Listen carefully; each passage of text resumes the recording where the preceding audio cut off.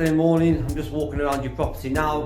Just going to give you a quick guide really of where we're at, what's currently in here, and what needs to be done with a walk around so you feel like you're here on the ground. Hope this helps. I'll turn the camera around now. So this is the front of the property here now. We're going to be changing all windows and doors. As you can see as you walk in, the door's not the best.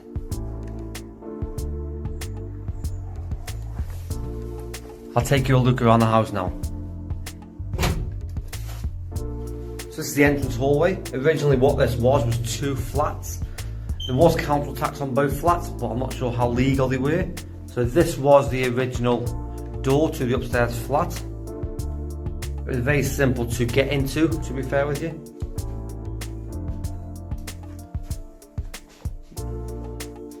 And this door here was to the ground floor flat. Nice lovely carpet. I remember when I was younger, these carpets were definitely in back in the day. I'm not sure if they're going to make a comeback, but I don't think we want to wait around and save them, so we'll be changing them for sure.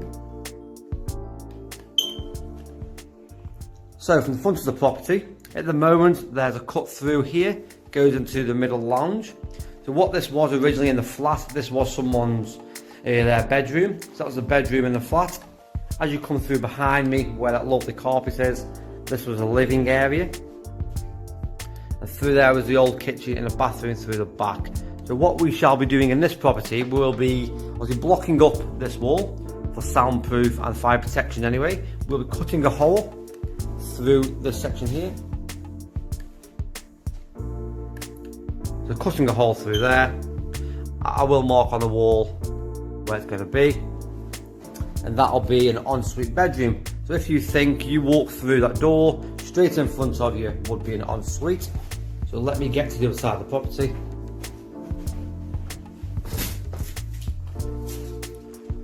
So here, with the door, you walk through, that'll be blocked up, and the ensuite will be here. So your bed will be to the right hand side as you walk in.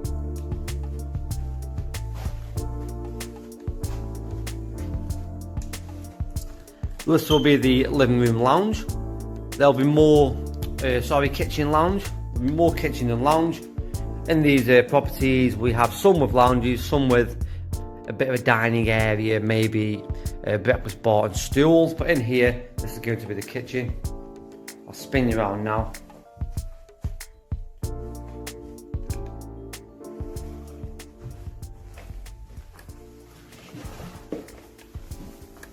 So you can sure see bedroom at the front, kitchen, very small lounge in the centre. So as I go back to here, I'll walk you around.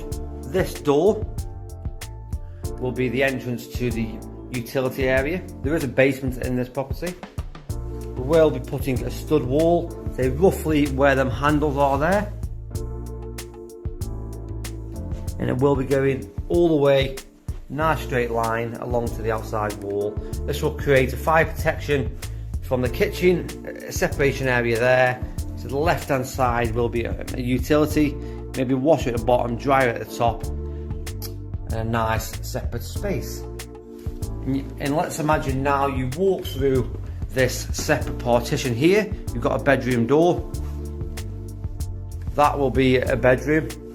That is quite long, the camera's not really doing justice. Let me get a laser measure out, I'll tell you how long that bedroom is now.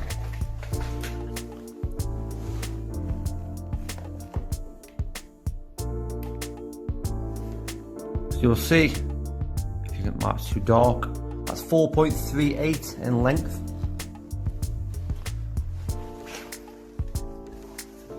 Let's take you through to the bathroom at the back of the property, the current bathroom.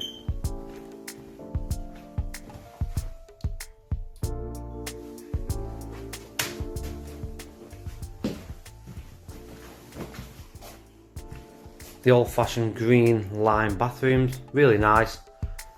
I don't know if you've noticed, but you've probably not seen a back door. So this wasn't up to regs anyway. And when we took over this property, this was a lease option that we had. And the previous person that had this on an option what their clever idea was, instead of paying for a new back door, they couldn't afford it. That section there, that's been overlined with ply and painted. That was the original back door. I don't know if you can see it there. So it was here. So it's all. There is a door behind that, which is crazy. There was a lady living in here, and it must be in her late 40s, hard of walking, and my concern was, if there was a fire, how could she get out? Obviously the guy who had the lease option didn't really have the morals and ethics and didn't really care, to be honest with you. So we took over the option. The original buyer wasn't happy with the original lease option, and he defaulted many times on payment, so we took over this option. So I'll take you upstairs now. So this will be the upstairs flat. Let's go upstairs and have a quick look. So this at the back was the kitchen and bathroom. We were in putting a door in there. We're ripping out the old bathroom. It's way too big for an ensuite bedroom. So you walk in here, we're shortening this to roughly here. That'll give a nice sized bedroom at the back of here.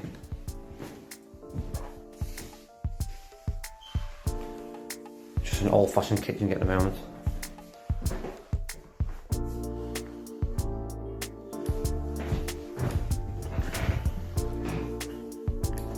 So this is the original bathroom.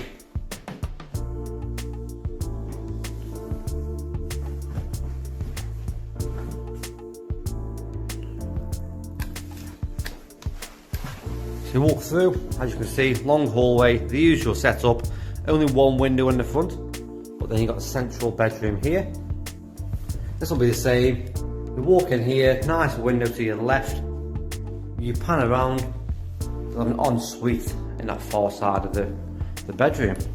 Got a nice couple of drawers here and wardrobes. I'll probably give them away to a charity. We don't need them. Obviously they'll only fill the skips, and it's always good to give back and give people these items that are still usable. Look at the lovely outside space. Obviously it's not been maintained in quite a while. If anyone wants any free, obviously ivy, please get in touch. I'm more than happy to come and take it away.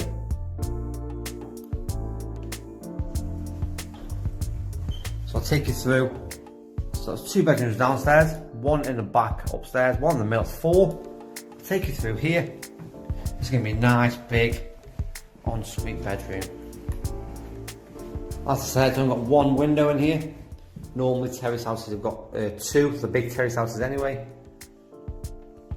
You can see the previous lease option tried to do a bit of work on the green because he was going to rent it back out like this. Obviously, as we took over, we decided to move the tenants out into better accommodation because this wasn't livable in my standards. I wouldn't rent a house that wasn't livable, and nor would I rent it as well. So that's 5 bedrooms. I know at the beginning I did tell you 6-bed HMO, so you're probably thinking, where the hell is the 6th bedroom? You can't really squeeze any more in. But if I walk back out and pan back around to show you this section, as you can see, there's a little something here. As you see, that door's a bit tight, but let's see. The staircase is existing. We're currently talking to the building regulation officer because it's existing, whether we need to change it. If we need to, we could step up here more at a vertical angle to get yourself up there more smoother.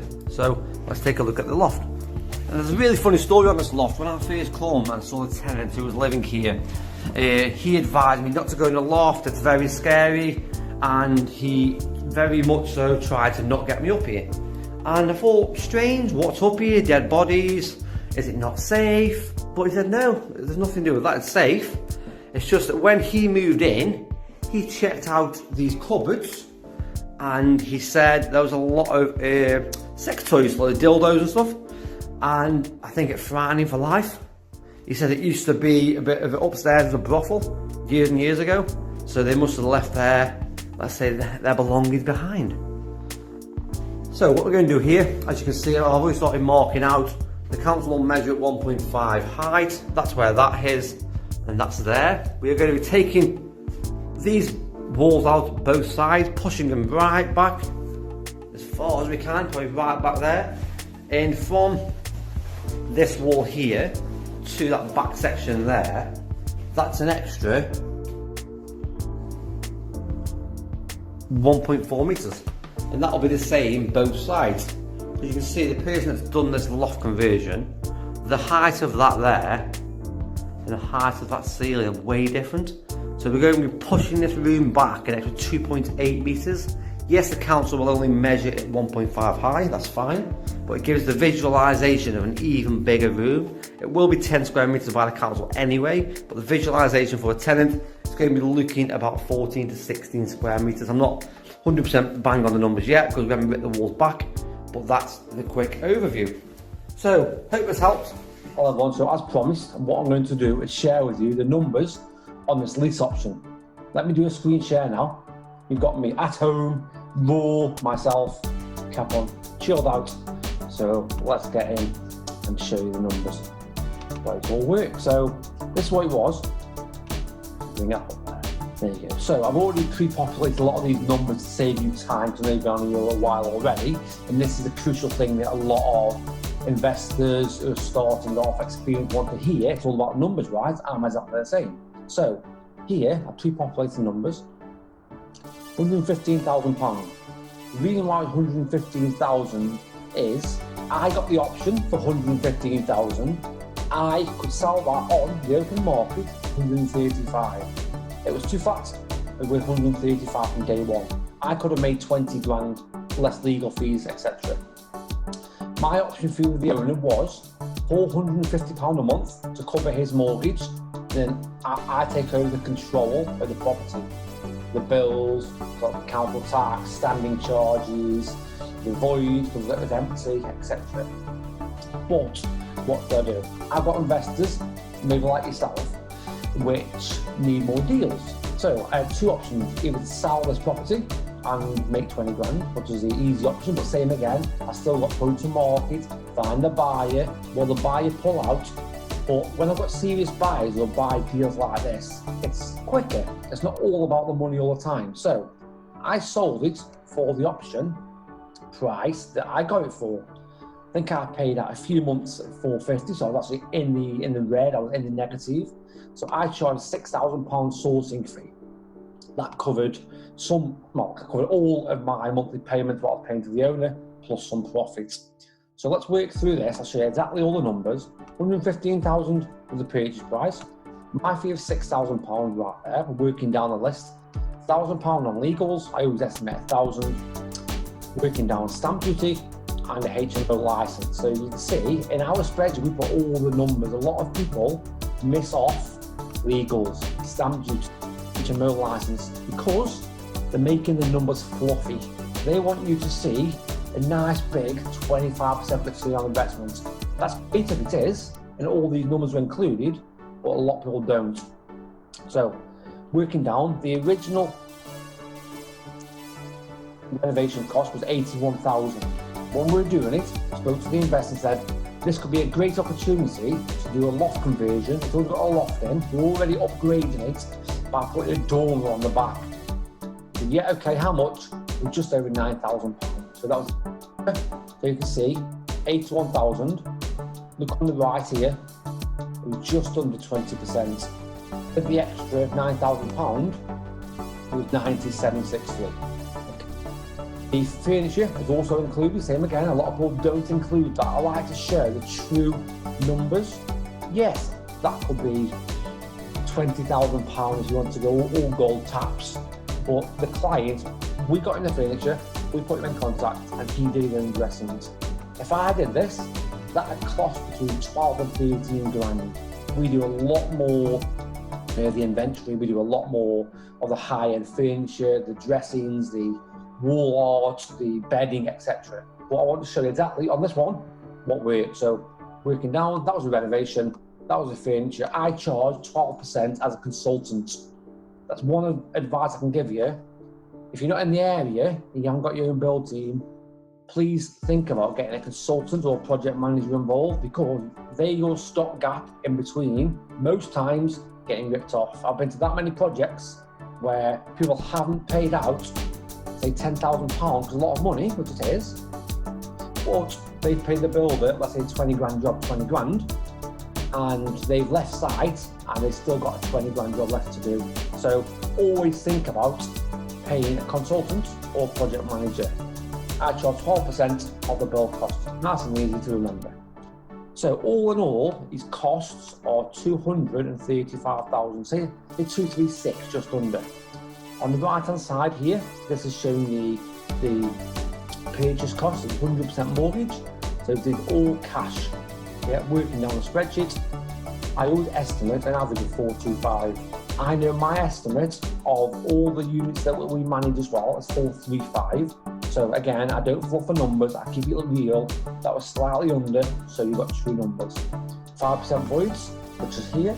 Some people say that's not enough for them, that's fine.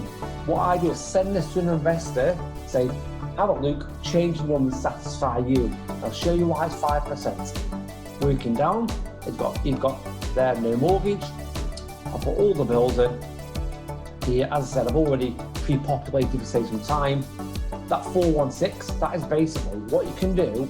Work out in your chosen area. I know here in Stoke does vary slightly.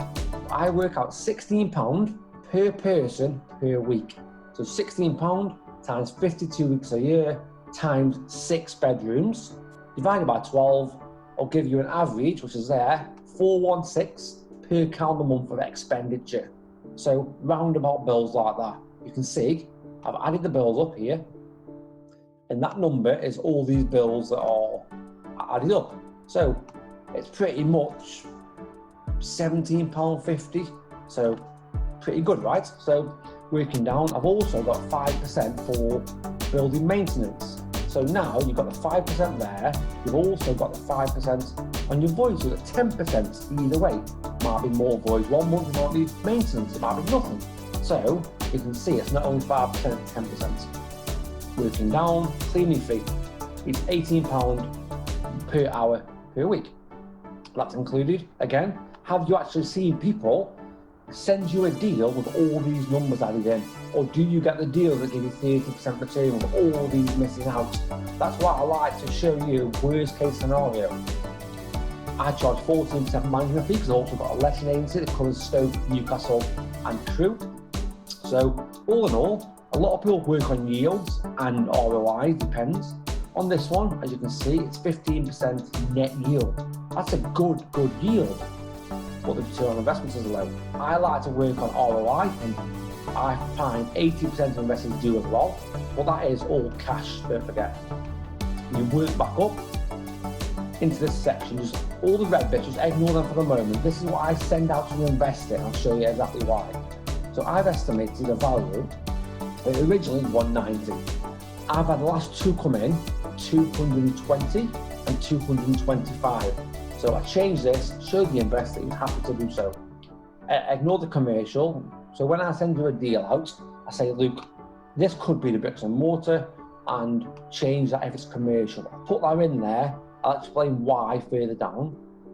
Loan to value, 75%, gives you £168,000 back out. The interest rate, I put 4% as the average, and it gives you just under £1,000 a month.